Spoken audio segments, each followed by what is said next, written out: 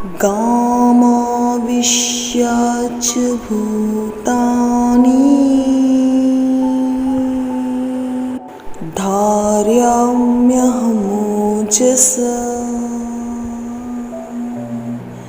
पुष्णामि चौषधि सर्वा सोमो भूत्वा रसात्मकः सोमो भूत्वा रसात्मकः। सर्वज्ञ श्री चक्रधर स्वामी की जय। पिछले भाग में हमने जाना श्री गोविंद प्रभु अवतार के बारे में और आज हम जानेंगे दृष्टांतों के निरूपक हमारे साधन दाता सर्वज्ञ श्री चक्रधर स्वामी जी के बारे में। गुजरात प्रांत की बड़ोच नामक गांव में एक राजा रहता था। उस राजा के प्रधान का नाम विशाल देव था। विशाल देव बहुत ही कुशल और चतुर था।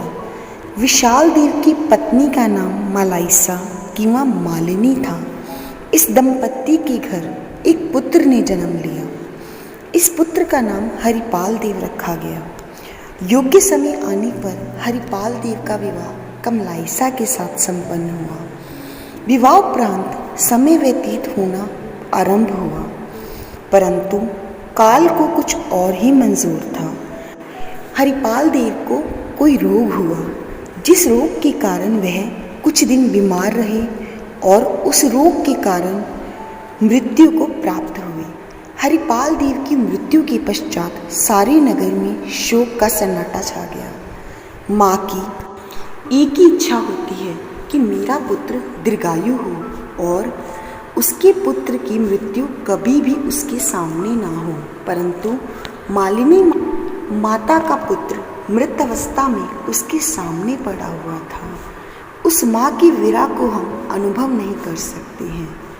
इस प्रकार मृत्यु के अनंतर हरिपाल देव के मृतदेह को शमशान में लाया जाता है।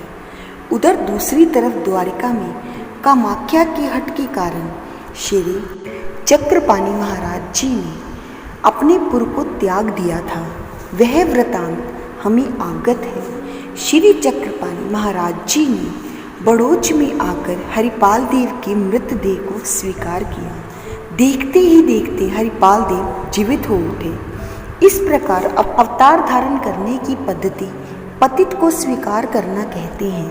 ईश्वर 3 प्रकार से अवतारों को धारण करते हैं। माता के गर्भ से किसी जीव की दवड़ने कर या पतित अर्थात मृत शरीर को स्वीकार करके अवतार धारण करते हैं। हरिपाल देव एक सामान्य जीव थे।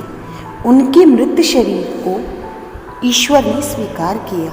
जिस मृत देह को कौड़ियों के भाव में भी कोई नहीं लेने वाला था, उस देह को ईश्वर ने स्वीकार कर उसे इतना सामर्थ्यवान बना दिया कि वह जीवों को चारों दानों का दातृत्व करने लगा।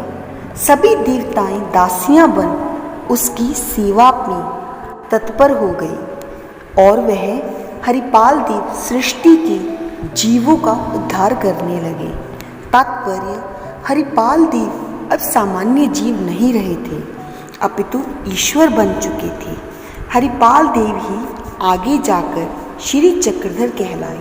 श्री चक्रधर स्वामी जी की अवतार धारण के विषय में अब इंडियन एफिमेरिज लेख विषय स्वर्गीय दीवान बहादुर में कुछ उल्लेख मिलता है। इस पुराणवे के अनुसार श्री चक्रधर स्वामी जी ने भद्रपद द्वितीय शुक्रवार शके 1143 वर्ष नाम संवत्सर दिनांक 20 अगस्त 1221 में बड़ोच गुजरात में अवतार स्वीकार किया। सर्वज्ञ श्री चक्रधर स्वामी जी ने अपने जीवन काल में बहुत से धार्मिक और सामाजिक कार्य किए। विषय को देखते हुए यहाँ पर विस्तार करना उचित न होगा, क्योंकि इस विषय को यदि ग्रहण किया जाए तो एक स्वतंत्र ग्रंथ की निर्मित होना संभव है। आज के लिए केवल इतना ही। मैं पुनः आपकी सेवा में उपस्थित होंगी अगले भाग में। तब तक के लिए सादर दंडवत प्रणाम। जय श्री कृष्ण।